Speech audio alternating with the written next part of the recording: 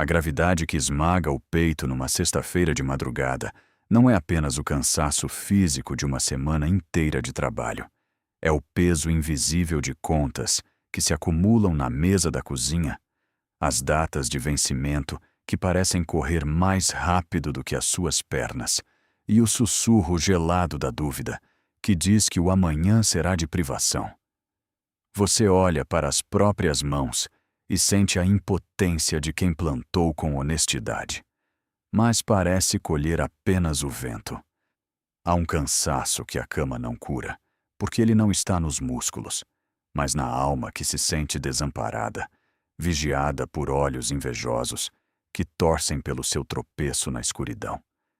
Mas a verdade eterna que permaneceu intacta através dos séculos não começa com uma promessa de riqueza vazia, mas com uma declaração de posse absoluta. O Senhor é o meu pastor, e essa frase curta que você já ouviu tantas vezes carrega o peso de um escudo de ferro contra a escassez. Dizer que Ele é o seu pastor significa que você não é um órfão no meio do deserto da vida, nem uma presa fácil para os lobos da inveja que cercam os seus planos profissionais. Significa que a responsabilidade de encontrar o caminho, de prover o sustento e de garantir a segurança não repousa unicamente sobre os seus ombros cansados. Ele faz você deitar em pastos verdejantes. Perceba o comando contido nessas palavras. Ele faz deitar. Às vezes, a sua mente está tão acelerada pelo medo de faltar o pão que você tenta correr em círculos, cavando poços secos em terra batida. O pastor força o descanso onde há abundância.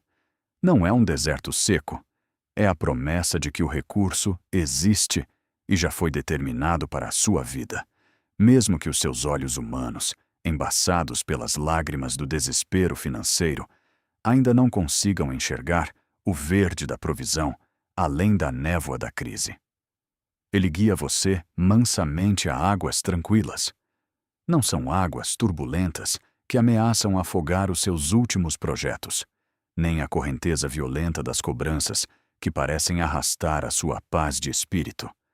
É a calmaria necessária para que a sua audição espiritual consiga captar a direção certa. O dinheiro que foge das suas mãos como areia precisa de um ambiente de ordem e paz divina para se assentar. Quando você silencia o barulho das ameaças dos credores e o falatório dos que desejam a sua queda, a água da sua vida se acalma e você finalmente consegue ver o fundo, onde a clareza da estratégia divina está guardada. Ele refrigera a sua alma.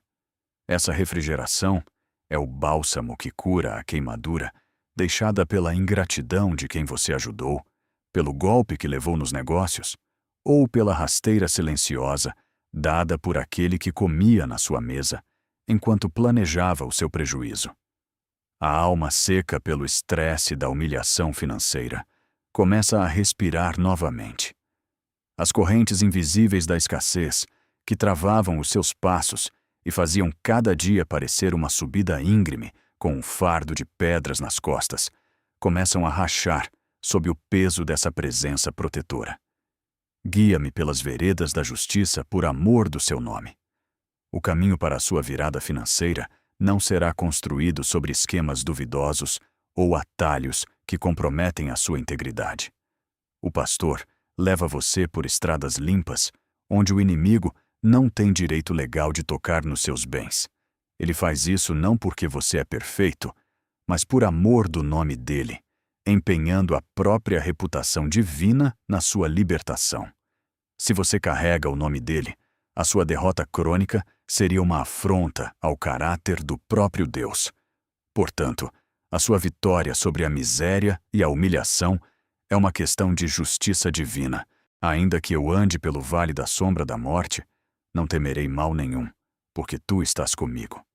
É aqui, neste ponto exato do caminho, que a maior parte das pessoas desiste. O vale não é um erro de percurso, não é uma punição.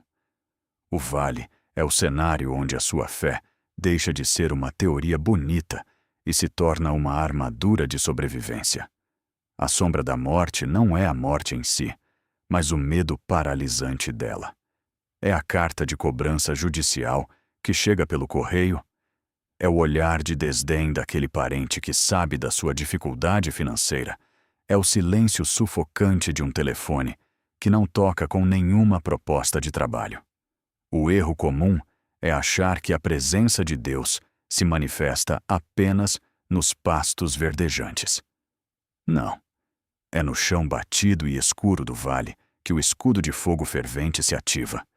Você caminha e, embora sinta o frio das paredes rochosas desse deserto espiritual, há uma barreira invisível que impede que as flechas da inveja perfurem o seu peito. Os inimigos ocultos, aqueles que fingem torcer por você, mas celebram secretamente cada porta que se fecha, assistem de longe, incapazes de compreender por que você ainda continua de pé. Eles esperavam o seu colapso mental, mas encontram a sua resiliência. A tua vara e o teu cajado me consolam. A vara não é para espancar a ovelha, nhung para afastar o lobo. O cajado não é para ferir, mas para puxar você de volta quando a sua mente, desesperada pela falta de recursos, tenta desviar para caminhos tortuosos ou aceitar propostas que sacrificariam a sua paz. Esse consolo não é uma sensação sentimental e morna. É a certeza matemática de que existe um limite para a sua provação. O pastor delimita o espaço onde o mal pode operar. O inimigo pode rondar, mas ele não pode tocar a sua estrutura fundamental. Preparas uma mesa perante mim, na presença dos meus inimigos. Preste atenção na geografia divina desse banquete. Deus não destrói os seus adversários antes de abençoar você. Ele faz algo muito pior para o orgulho deles. Ele força esses opositores a assistirem à sua prosperidade. A mesa da provisão é montada exatamente onde antes havia escassez. Aqueles que diziam que você ia falir, que espalhavam boatos sobre a sua capacidade profissional, agora são obrigados a engolir o próprio veneno enquanto veem a sua mesa farta. O banquete é público. A humilhação do opressor é silenciosa. Unges a minha cabeça com óleo, o meu cálice transborda. Na cultura antiga, o óleo curava as feridas causadas pelos espinhos e afastava os insetos que atormentavam o rebanho. Essa unção é a blindagem contra o cansaço mental que a sexta-feira costuma consolidar. O óleo divino faz com que as palavras malditas, as fofocas e as tentativas de sabotagem no seu ambiente de trabalho simplesmente escorreguem sem deixar marcas, e o cálice não fica apenas cheio, ele transborda. A matemática de Deus para a sua vida financeira não opera na escassez do limite exato, mas no transbordamento que permite que você mude a realidade da sua família. Certamente que a bondade e a misericórdia me seguirão todos os dias da minha vida. A palavra original aqui não significa apenas acompanhar, significa perseguir.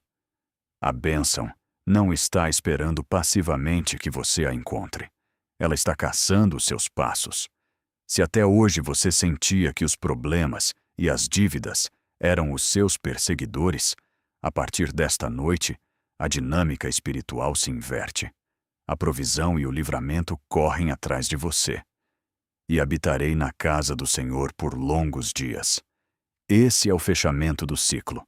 O destino final não é o vale, nem mesmo a mesa física, mas a permanência na estabilidade inabalável da presença do Altíssimo, onde a escassez não tem direito de morar.